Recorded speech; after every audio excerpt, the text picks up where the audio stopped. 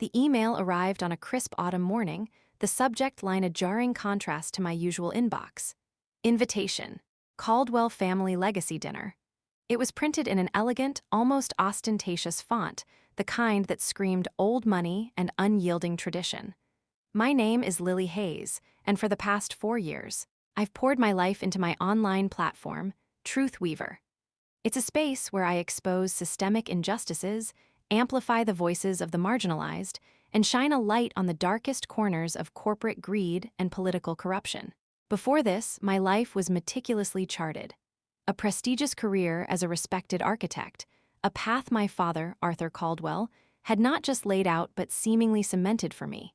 My family, particularly my stepmother, Evelyn, and my older brother, Finn, never truly accepted my pivot, seeing it as an embarrassing rebellion, a foolish waste of potential. Are you genuinely considering attending this, Lily? Maya, my brilliant editor, producer, and closest friend, asked, her voice laced with a familiar skepticism as she reviewed some raw footage on her tablet. We were in our modest studio, preparing a segment on a local developer's shady dealings with city zoning. The last time you endured a family gathering, your stepmother, Evelyn, spent an entire afternoon dissecting the fragility and fleeting nature of digital careers, didn't she? I adjusted the focus on my main camera, a wry smile playing on my lips. And then, in the same breath, she asked me for advice on her Instagram aesthetic, claiming her online presence was vital for charity work. I sighed, the memory still fresh.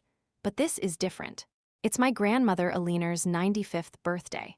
And maybe, just maybe, after all this time, they've finally acknowledged that Truth Weaver isn't just a fleeting hobby, but a legitimate, impactful platform. Maya snorted, a sound that conveyed a multitude of unspoken doubts. Right, and maybe I'll win the lottery, while simultaneously discovering I'm secretly descended from royalty.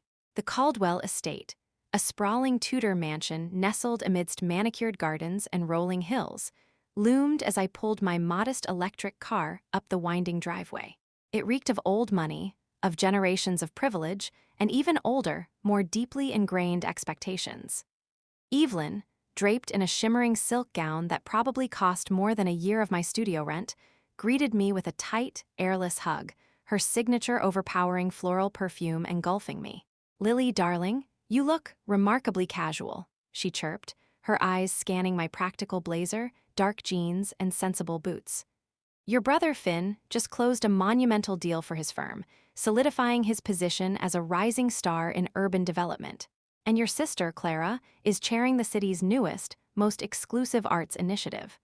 She barely paused for breath, steering me toward the buzzing entrance of the mansion. Inside, the grand hall overflowed with a meticulously curated guest list. There were high-profile business associates, impeccably dressed politicians, and various extended family members I barely recognized, all circulating with champagne flutes and forced smiles. My older brother, Finn, descended the grand, winding staircase, a self-satisfied, almost smug grin plastered on his face. He was in a perfectly tailored suit, exuding an air of unshakable confidence. "Little sister, I honestly didn't think you'd grace us with your rather unconventional presence." His wife, Serena, a vision in emerald green, offered a fleeting, perfunctory smile. "We were quite surprised, actually. Wouldn't miss it for the world," I said, accepting Finn's brief, firm handshake, his grip surprisingly cold. Though I must admit, I'm genuinely surprised to see the entire Caldwell empire assembled here for what was advertised as a simple birthday dinner. "Grandmother insisted," he replied smoothly, his eyes darting across the crowded room. "Family unity, you know, especially for a milestone like this. She cherishes these rare moments when we can all be together under one roof." The dinner itself was an agonizing, carefully choreographed performance. I was strategically seated at the absolute center of the long, polished mahogany table, positioned like some unfortunate exhibit in a museum. Family members and influential guests were arranged around me, creating a suffocating semicircle. Evelyn, with her perfectly coiffed hair and a perpetually strained smile, kept casting nervous, fleeting glances at her antique wristwatch. A prickle of profound unease settled in my gut when I noticed a distant cousin, a notorious gossip, subtly aiming his phone at me, clearly recording. The second, More ominous alarm bell rang when I saw a large, professional-grade projection screen discreetly positioned behind the dessert buffet, covered by a draped sheet. My father, Arthur, rose from his seat at the far end of the table, tapping his champagne flute with a sterling silver spoon. The cacophony of polite chatter immediately dissolved into an expectant, hushed silence, punctuated only by the faint, almost imperceptible clicks of several phones switching to video mode. "We're all gathered here tonight," my father began, his voice resonant, commanding, yet laced with a performative tremor. "Because we care deeply about you, Lily. This, my dear, is an intervention." My heart plummeted, a cold dread seizing me as the projector hummed to life. The sheet was whisked away, revealing a screen displaying a meticulously edited montage of my most impactful Truth Weaver investigations. The clips were stripped of all context, expertly manipulated to portray me as reckless, unhinged, wildly unprofessional, and frankly, dangerous. We, your family, have watched with growing, agonizing concern as you've systematically squandered every single advantage we've painstakingly provided you," Clara began, her voice dripping with carefully rehearsed disappointment as she paced slowly around the table, like a prosecutor addressing a jury.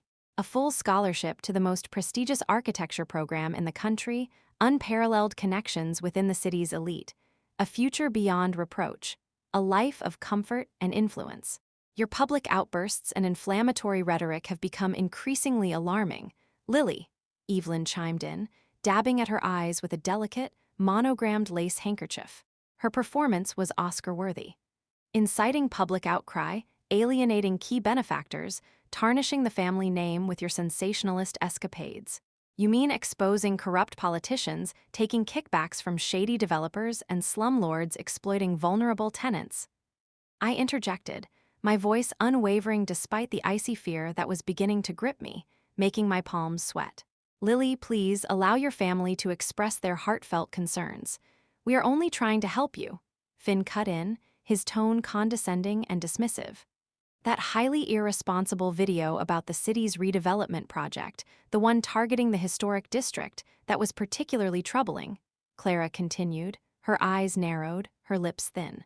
"Do you comprehend the profound legal ramifications of such unsubstantiated accusations? The libelous nature of your claims." "Unsubstantiated," I retorted, a bitter laugh escaping my lips. "That redevelopment project was a thinly veiled land grab, displacing hundreds of working-class families for private corporate gain.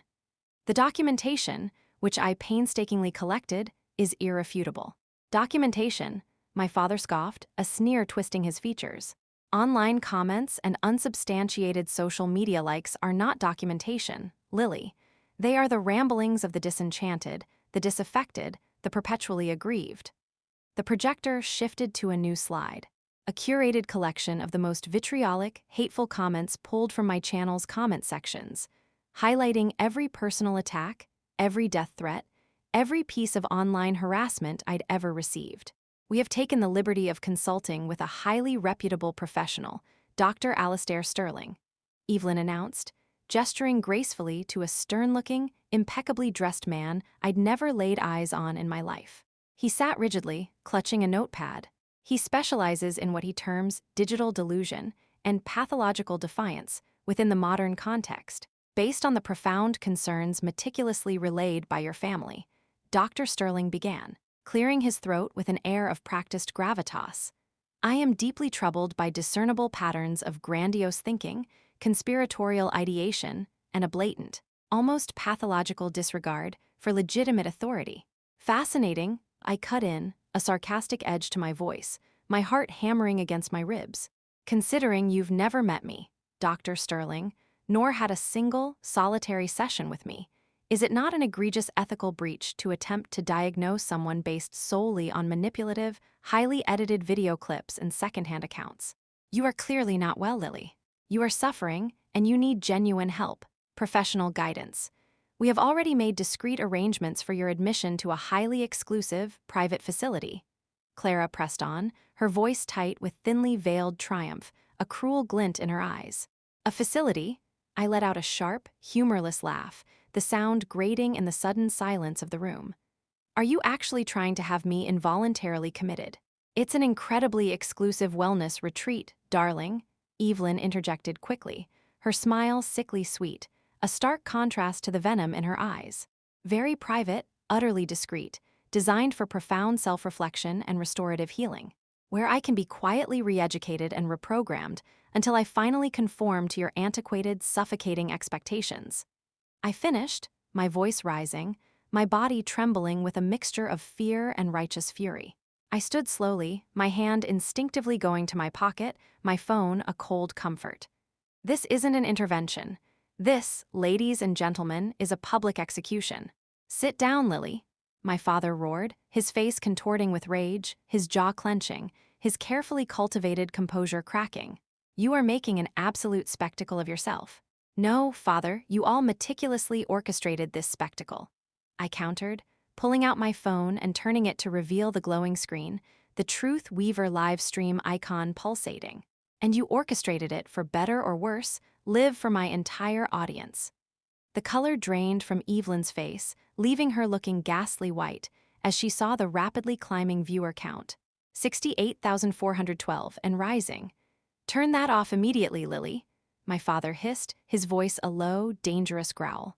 Why? I asked, my voice carrying clearly for both the stunned family members and my rapidly growing online audience. Aren't you profoundly proud of this meticulously rehearsed performance? The choreographed speeches, the manipulated footage, the shockingly unethical hired doctor. You put so much effort into it, after all. This is private family business. You have no right to broadcast this. Finn stood abruptly, his face contorted in a sneer, his fists clenched at his sides. Private? I scoffed, scrolling through my phone, pulling up a series of highly incriminating text messages and emails. Like these delightful missives I've received, detailing how you've been meticulously planning this for months, coaching everyone on their specific lines, even explicitly engaging a high-priced crisis PR firm to manage the inevitable fallout. You're only proving our exact point, Clara snapped, her eyes blazing with fury. This obsessive need to expose, to sensationalize absolutely everything for views and attention. You wanted to expose me, I replied, my voice dangerously calm, dangerously even. To publicly shame me in front of everyone who supposedly matters to you, everyone whose opinion you value. But you seem to have forgotten something crucial about public shaming, dearest sister. It's a double-edged sword. It's a two-way street. The live stream chat, displayed on Maya's secondary monitor, was a torrent of outrage, support, and rapidly escalating commentary. If you don't cease recording right now, Lily, Evelyn leaned in close, her voice a venomous whisper. You have no idea the absolute ruin, the complete destruction, you are about to bring down upon yourself and everything you hold dear. Actually, Evelyn, I do. I met her gaze steadily, unflinchingly. I learned from the masters, after all.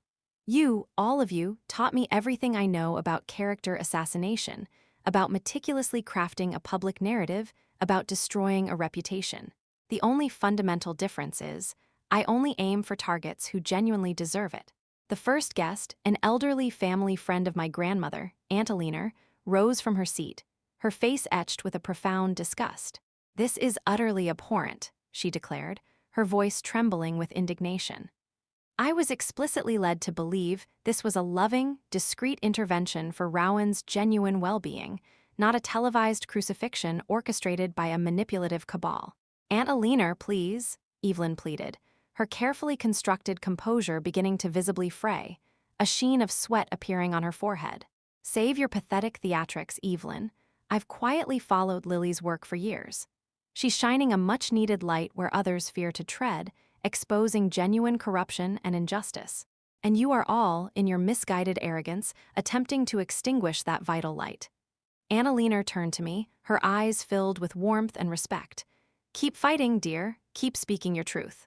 Some of us still genuinely believe in transparency and integrity.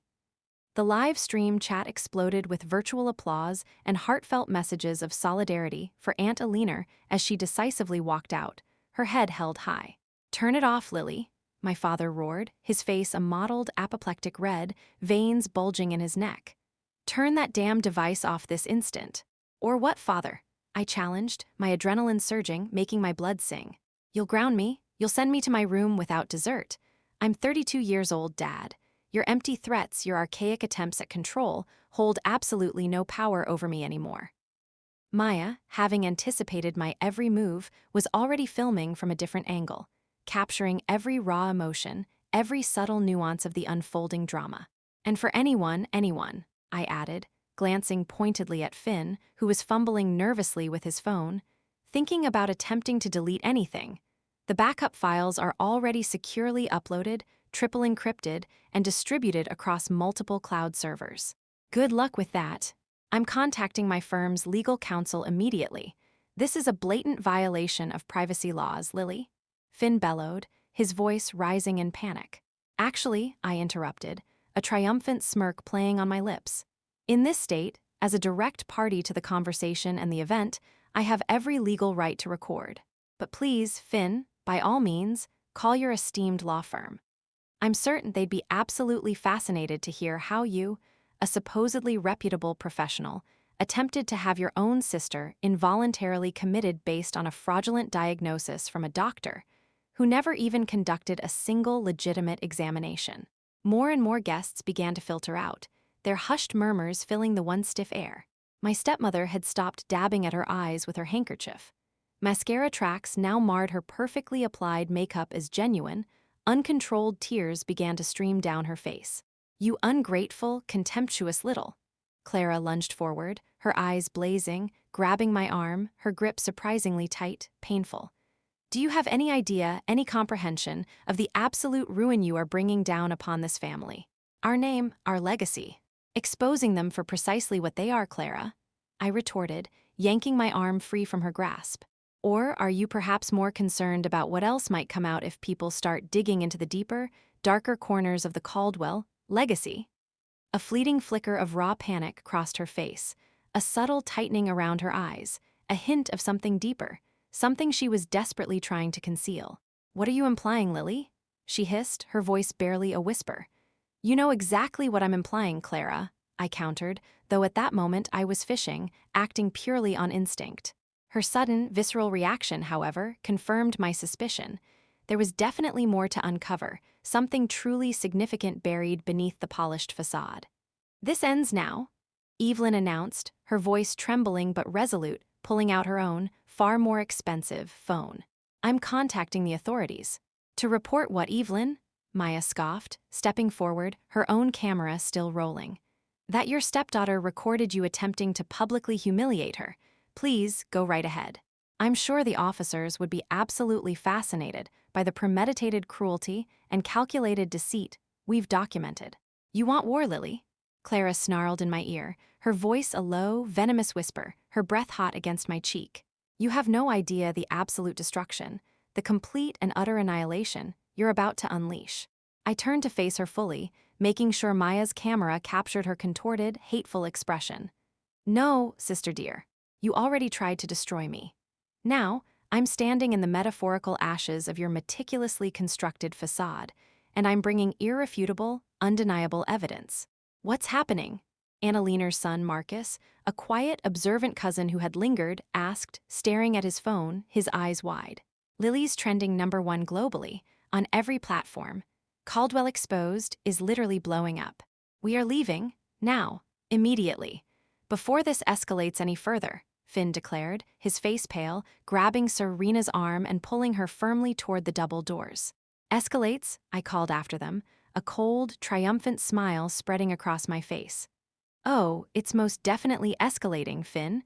You might want to check your corporate emails later this evening. I hear some very interesting financial documents related to irregularities in your firm's recent projects are making the rounds. My father, his face ashen, utterly defeated, finally ended his hushed phone call. The entire board of directors is already calling, he murmured to himself, his voice hollow and disbelieving. This is going completely viral. Our reputation, it's shattered. That's precisely what happens, father, I replied, gathering my small bag, Maya falling into step beside me, her camera still recording every nuanced moment. When you attempt to weaponize shame and manipulate the truth, sometimes it backfires spectacularly on the very people who wield it. As we reached my electric car in the circular driveway, Maya checked her phone, her eyes widening. Lily, you won't believe this. over 1 million viewers, and someone just sent a very compelling, fully documented tip about a donated architecture scholarship with Clara's name on it from years ago. From the New York Institute of Design. The same year you applied. We were back in my modest studio, the digital battlefield raging around us. My live stream had surpassed 3 million views and was still climbing, the comments section a firestorm of support, outrage, and shared stories. Caldwell Exposed and Truth Weaver were dominating social media globally. "Look at this one, Lily," Maya said, turning her screen towards me, her face illuminated by the glow of the monitor. The Caldwell family, a dynasty built on a foundation of deceit and manipulation. This narrative, it's writing itself. It's undeniable. Derek, my network contact, called for the 4th time that day, his voice brimming with barely contained excitement. "Lily, please tell me you're ready for a primetime sit-down interview. This story is an absolute supernova. It's consuming the entire news cycle. I'm sending you something far better than a few sound bites, Derek," I replied, my fingers flying across the keyboard. "Check your encrypted drive in precisely 5 minutes. You'll find full, irrefutable documentation of their entire planning process, including the exorbitant payments to that charlatan doctor who attempted to diagnose me without ever conducting a single legitimate examination." "Holy cow," Derek breathed, his voice filled with awe and disbelief. "That's blatant malpractice, at the very least. His medical licensing board is going to have an absolute field day with this. It's going to ruin him." A direct message popped up on my screen from Senator Thompson, a figure I'd relentlessly criticized for his ethical lapses and questionable financial dealings. "Karma's a brutal mistress, isn't she, Hayes?" he wrote, his message surprisingly direct. "For what it's worth, your reporting on my office was accurate. I deserved the scrutiny. This is just plain brutal. Let me know if you need an official, public statement regarding your journalistic integrity and meticulous methods." "Lily, you have to see this," Maya suddenly exclaimed, her eyes wide as she scrolled rapidly through a newly leaked financial report. I found detailed records showing Evelyn hired Reputation Rescue Solutions 6 months ago. The high-end, discreet PR firm. "The PR firm, what on earth for?" I asked, my brow furrowing in confusion.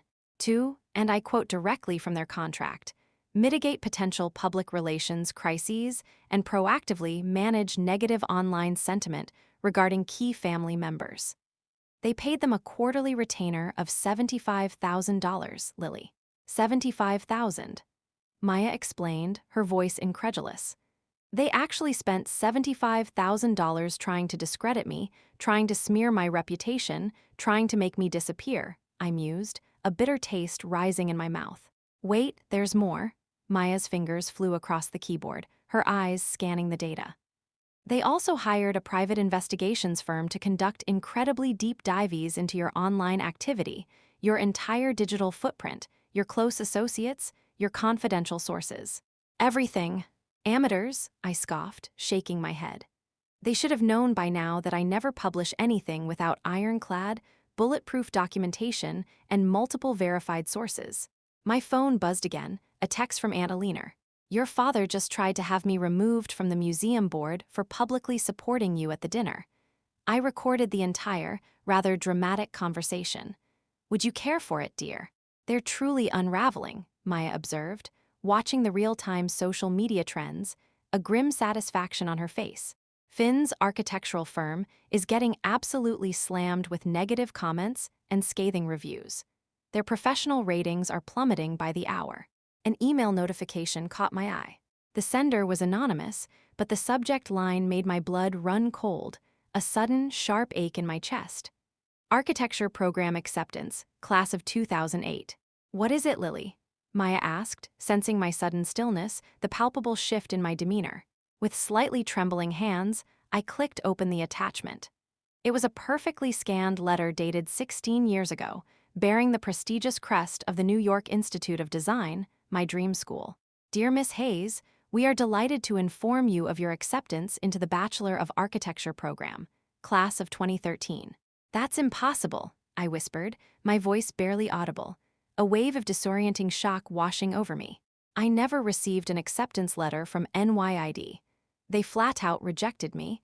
I distinctly remember the rejection letter. Keep reading, Maya urged, leaning closer, her eyes scanning the screen over my shoulder. Below the scanned letter was a chilling, damning chain of emails. My brother Finn's name jumped out immediately, alongside a former admissions officer from the institute. The exchange was brief but devastatingly clear. Per our recent discussion, we have processed the immediate withdrawal of application for Rowan Hayes. Please confirm this action meets the specific requirements for Mr. Arthur Caldwell's significant endowment contribution. My phone rang, displaying Finn Caldwell. After 4 rings, I answered, but remained completely silent, simply holding the phone to my ear. "Whatever you think you found, Lily," he began, his voice strained, tight, laced with a barely concealed desperation. "It's not what it looks like. There's a perfectly logical explanation." "Really?" I asked, my voice dangerously soft, dangerously calm. "Because it looks an awful lot like you and Dad conspired to have my NYID acceptance fraudulently withdrawn, so that Clara could secure her own spot through a legacy donation. A donation that apparently bought my future." A long, agonizing pause stretched between us, filled only by the sounds of his ragged breathing. "You were always the golden child," he finally said, his voice laced with a deep-seated resentment I'd never fully grasped until now. "The one with the innate talent, the natural brilliance. Clara always felt overshadowed, always struggled to live up to your perceived perfection. Dad just wanted to give her a genuine chance to shine, to feel successful. By stealing mine," I shot back, a wave of cold, righteous fury washing over me, erasing the shock. "By deliberately sabotaging my dream, my aspirations." "Oh, please, Lily," he scoffed, but I heard the telltale tremor in his voice, the cracking facade of his composure. "You still got into other decent programs. You still had a promising career ahead of you, even if it wasn't your dream school." "Well, almost. You know what's particularly interesting, Finn?" I kept my voice steady, though my hands were clenched into tight fists, my nails digging into my palms. "I bet the American Institute of Architects, the very body that licenses your profession, would have some very strong opinions about a licensed professional who engaged in such blatant academic fraud and conspiracy to benefit his own family." "You wouldn't dare," he whispered, a stark, raw fear in his voice. "Watch me," I said, ending the call, the ghost of my architectural dreams swirling around me, tangible and painful for the first time in years. "How quickly can you put together a video about long-term family manipulation, stolen opportunities, and academic fraud?" I asked Maya, my mind already racing, formulating the narrative. "Keep it emotionally resonant but vague at first. Let's see who connects the dots, who volunteers information." "On it," she said, her fingers already flying across the keyboard, opening her editing software. "What about these NYID documents, Lily?" she asked, her eyes still fixed on the damning evidence of my brother's treachery. "Hold them for now," I decided, a strategic calm settling over me. "Let's see how they react to the first wave of exposure, the emotional and reputational blowback, before we drop the atomic bomb." "Welcome back to Truth Weaver," I began, my gaze locked on the main camera lens, knowing Finn and Clara and certainly Evelyn would be watching. Today's episode is different. It's not about a faceless corporation or a distant political figure. It's about the insidious, soul-crushing nature of familial betrayal. It's about the carefully constructed lies we internalize about our own shortcomings and the devastating impact they have on our lives. Maya gave me a silent, encouraging thumbs up from behind the camera.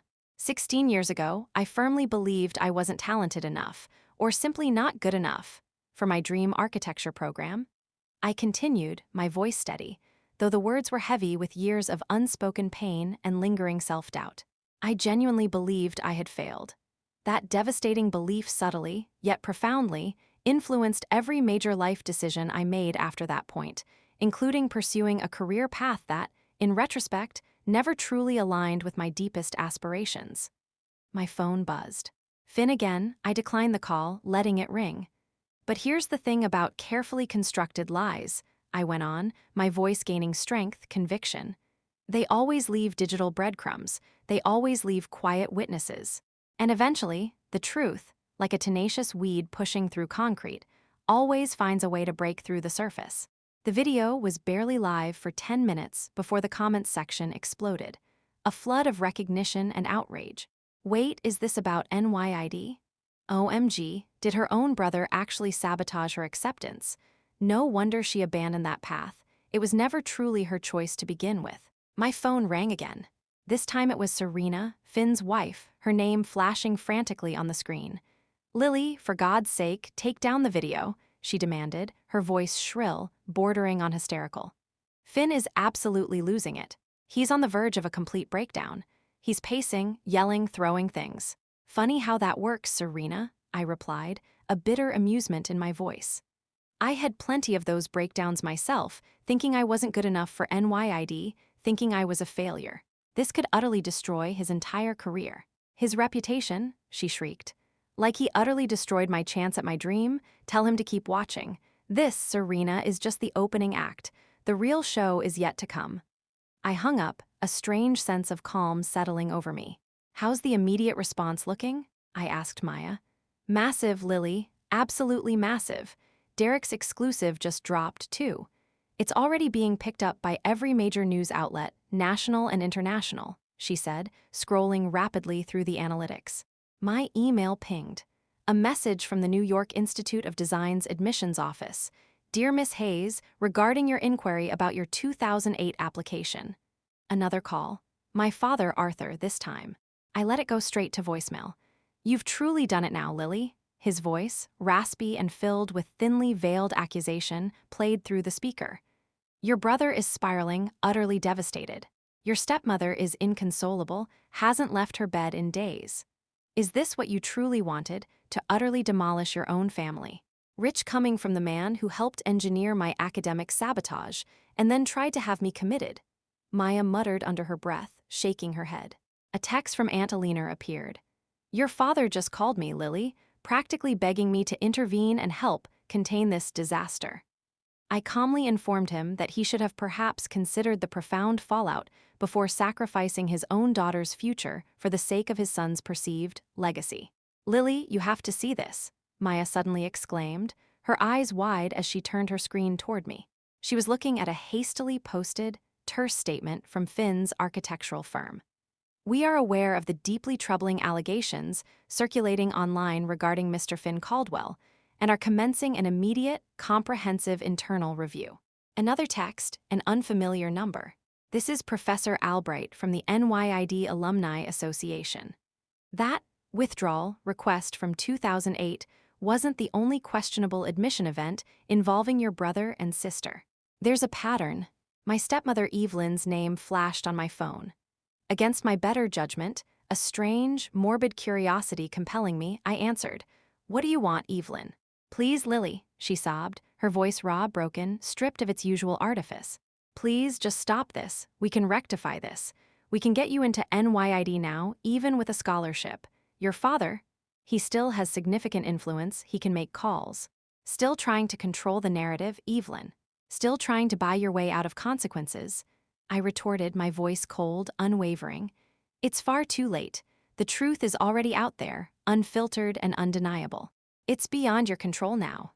You don't comprehend the profound devastation this will wreak on us, on our meticulously crafted reputation, on everything we've built." She wailed, her voice rising in pitch. "Actually, Evelyn, I comprehend it perfectly. That, in essence, is the entire point," I said, ending the call, a sense of grim satisfaction settling over me. "Time to film part 2, Maya. You know what's fascinating about carefully buried family secrets?"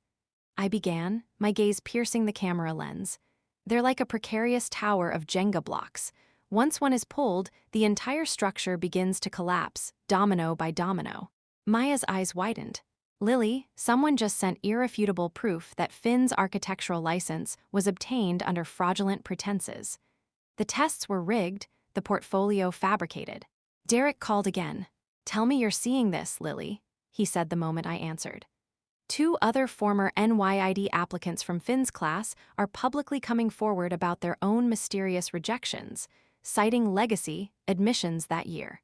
This is no longer just your family's personal drama. It's a systemic scandal."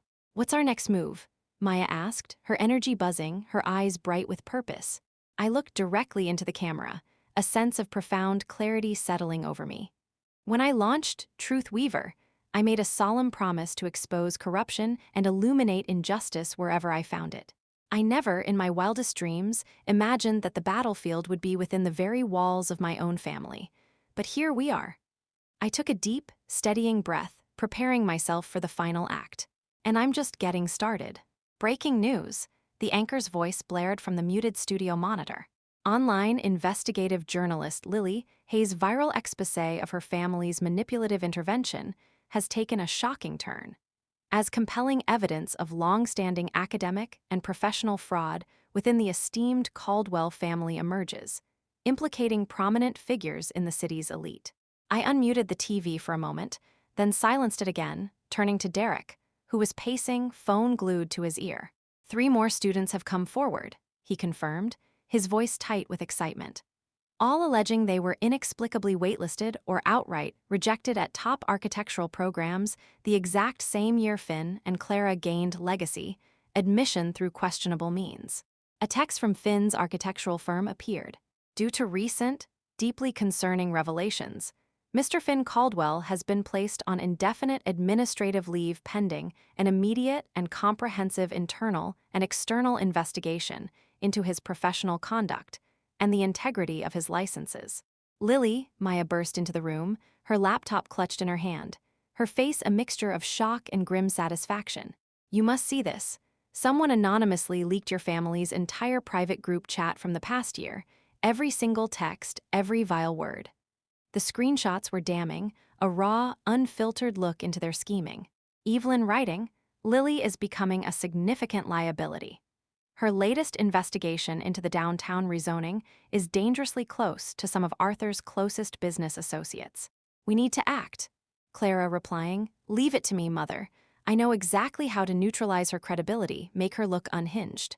A firm, tentative knock at my studio door startled us all.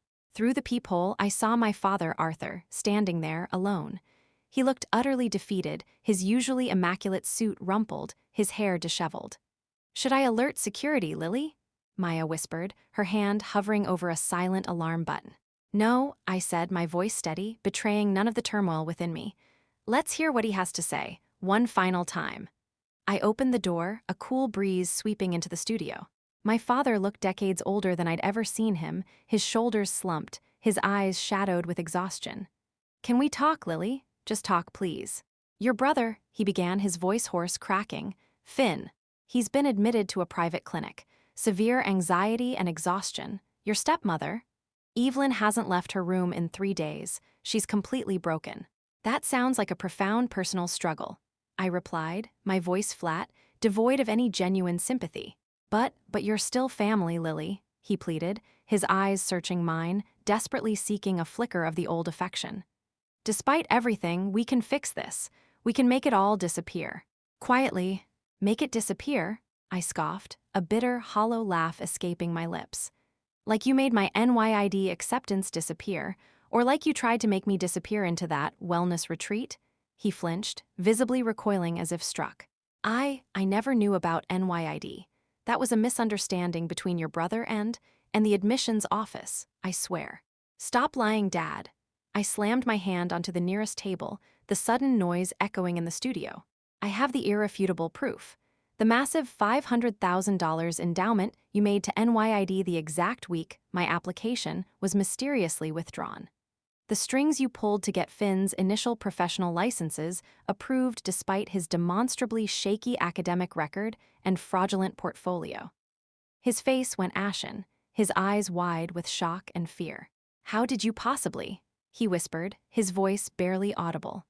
I'm an investigative journalist, Dad. It's what I do.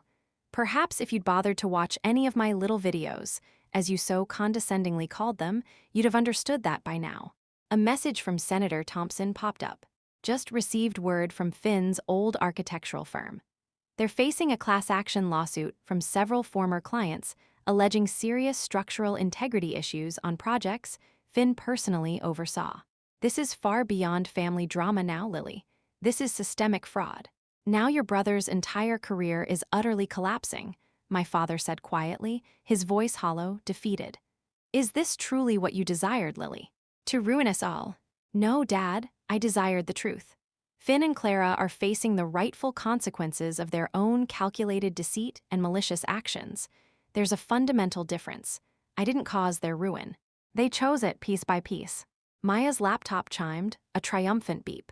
Lily, the architect's licensing board's decision just came down. You need to see this. My father sank into a chair, burying his face in his trembling hands, already knowing.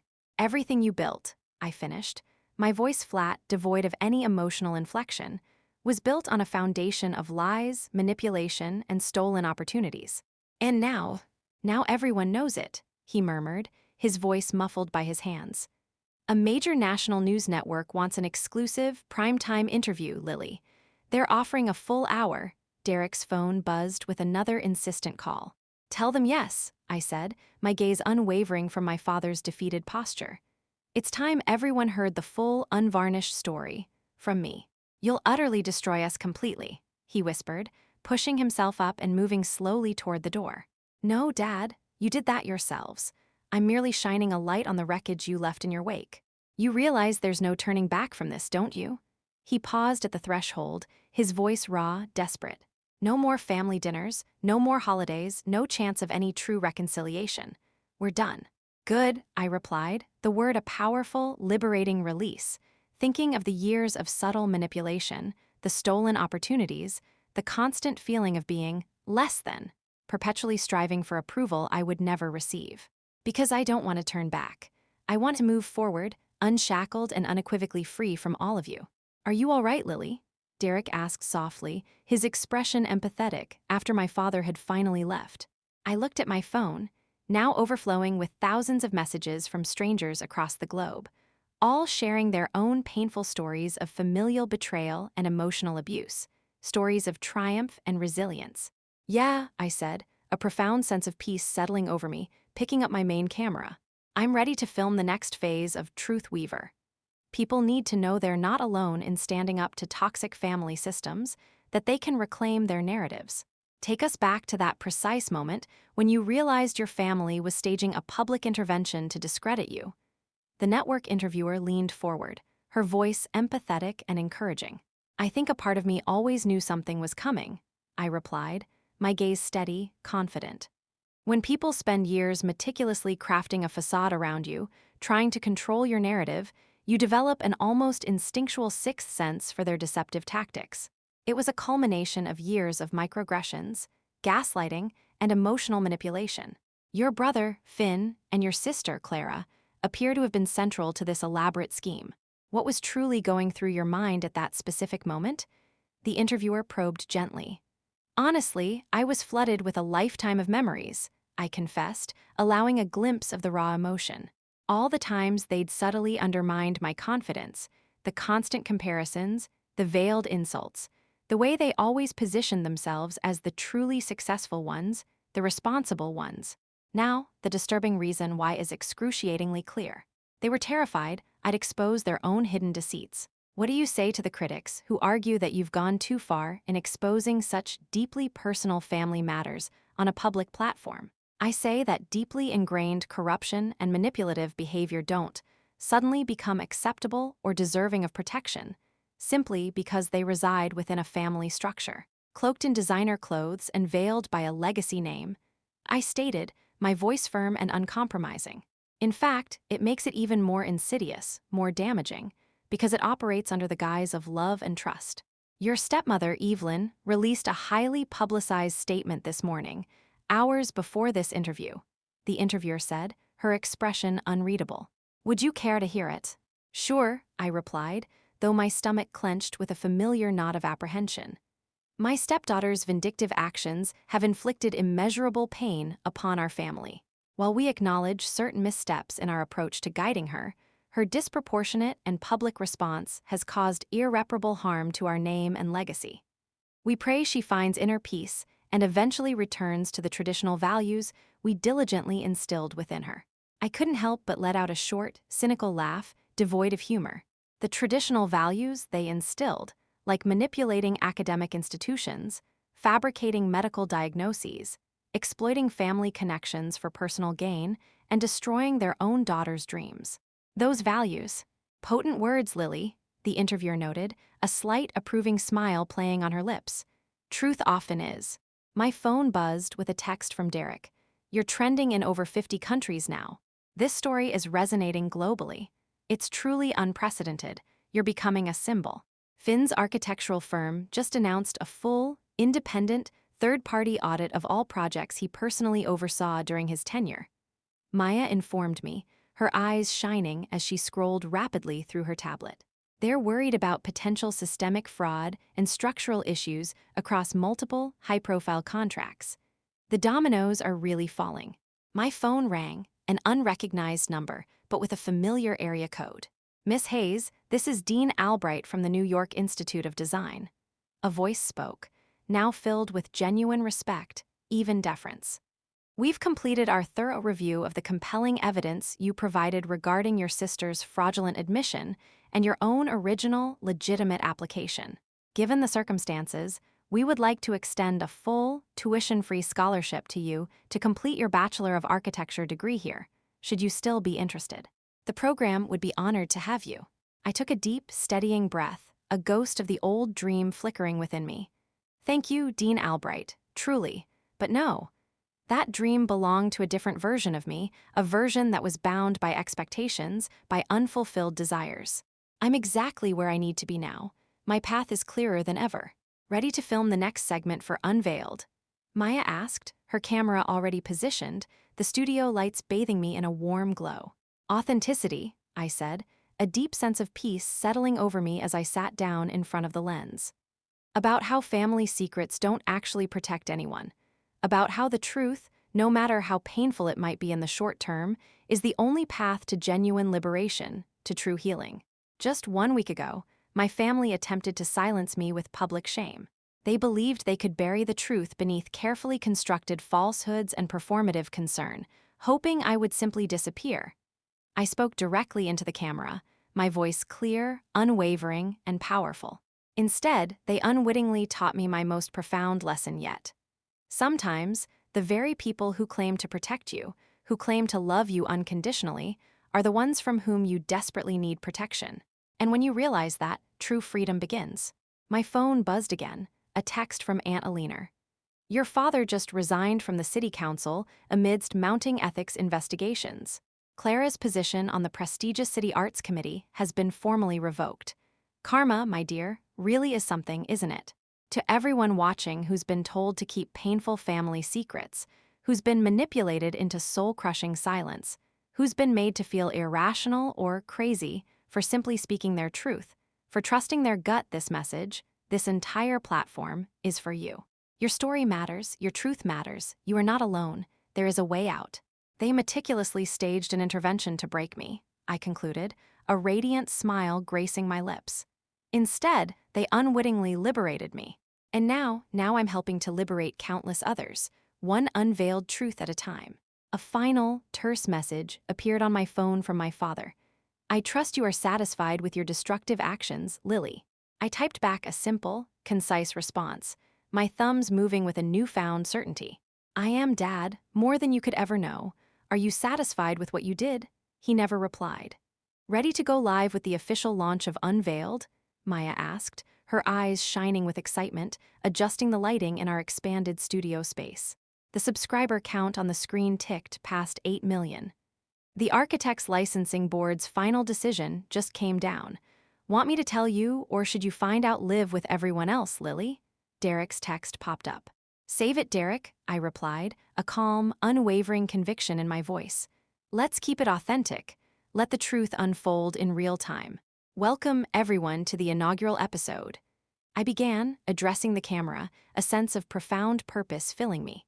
Today marks the highly anticipated official launch of Unveiled, Stories of Resilience, a brand new series dedicated to empowering individuals to recognize, navigate, and ultimately escape toxic family dynamics and societal pressures. And we're starting with some breaking news. Maya handed me her tablet, displaying the official statement from the Architects Licensing Board. My hands didn't tremble as I read the stark words aloud, my voice clear and resonant. Following a comprehensive, months-long investigation into egregious professional misconduct, Mr. Finn Caldwell's architectural license has been permanently revoked, effective immediately, citing multiple instances of fraud and negligence. Additionally, Miss Clara Caldwell faces a formal ethics review by the city's Arts Council for her complicity in suppressing evidence of academic fraud and misrepresenting funds. The prestigious firm of Caldwell and Associates has announced both partners' immediate resignation and is facing significant legal action from former clients. The live chat exploded with reactions. Justice served, truth wins, #unveiled. Justice served. Keep fighting the good fight, Lily, Senator Thompson's text popped up, a surprising message of solidarity. But this isn't solely about celebration, I said to the camera, my tone reflective. This is about accountability, about consequences for actions, about the undeniable power of truth, and about. The studio door softly clicked open. Maya froze, her eyes widening in disbelief as she saw who stood in the doorway. My stepmother, Evelyn, stood there, looking remarkably small, utterly stripped of her usual poise and grandeur. No designer outfit, no meticulously applied makeup. Her hair was disheveled, her face streaked with tears, looking utterly broken. "Keep rolling," I whispered to Maya, my voice barely audible, then turned to Evelyn, my expression neutral. "This is a private live stream. How did you get in?" "Security, they let me up," she whispered, her voice raw. I told them I'm her stepmother." "That doesn't carry the weight it once did, Evelyn," I stated, my voice firm, devoid of malice, but utterly unwavering. She nodded slowly, wringing her hands, her gaze fixed on mine, then shifting to the camera. "I know, I needed to say something to you, Lily. And to them," she gestured vaguely towards the camera, her hand trembling. I studied her face for any lingering sign of manipulation, any trace of her old calculating self. I found none. "The floor is yours," I offered, a strange sense of closure beginning to settle over me. She stepped hesitantly into frame, her shoulders slumped. "I failed you, Lily," she said simply, her voice a raw, desolate whisper. "Not just with that horrific intervention, not just with the scholarship. I failed you every single time I chose appearances over integrity, reputation over truth. Every single time I let Finn and Clara's manipulative lies stand, because they fit the convenient narrative I so desperately wanted to maintain."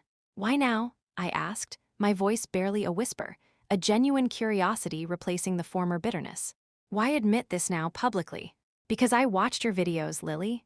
All of them," she confessed, her voice thick with emotion. "Not just the ones about us. The ones where you expose corruption, where you genuinely help people find justice, where you amplify voices that have been silenced. You became everything I always pretended to be, everything I always desperately wanted to be. Someone who actually, truly makes a tangible difference in the world, someone who lives with integrity." "That doesn't fix anything, Evelyn," I said quietly, the weight of years of pain still present. "No," she agreed, a single tear tracing a path down her cheek. "Nothing can ever truly fix the profound damage we inflicted. But perhaps," she paused, reaching into her worn handbag, pulling out a crisp, white envelope. "Perhaps this can help others. Perhaps this can be a step towards making amends." She handed it to me. Inside was a cashier's check for $450,000 made out to Unveiled. Stories of Resilience Foundation. "It's everything I have left," she said, her voice trembling. "My separate personal accounts, my entire inheritance, every last piece of jewelry I owned.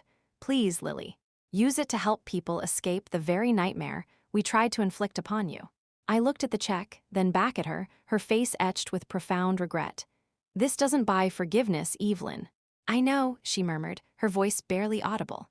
"I'm not asking for that. I'm just trying to put something right in the world, to finally do something truly meaningful, just as you do. Sometimes healing doesn't look like reconciliation." I turned back to the camera, my voice strong, clear, and unwavering. "Sometimes it looks like firm boundaries, like undeniable consequences, like the uncomfortable yet liberating truth.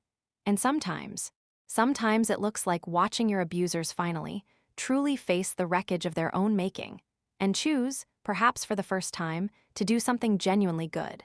My stepmother nodded once, a faint, almost imperceptible sigh escaping her lips, and then she quietly turned and walked out of the studio, the heavy door closing softly behind her. And that, everyone, is how we're officially starting Unveiled, stories of resilience, I said to the camera, a genuine, unburdened smile finally gracing my lips. Real stories, real consequences, and the beginning of real, lasting change. Ready for the next segment, Lily? Maya asked, her eyes shining with emotion, her voice thick with admiration. I picked up the check, feeling the weight of the paper, the immense potential it held. Enough money to fund countless investigations, to provide resources for hundreds of victims, to truly make a difference. My stepmother's final, desperate attempt at control had, ironically, become a powerful tool for liberation. Always, I smiled at the camera, my gaze filled with purpose.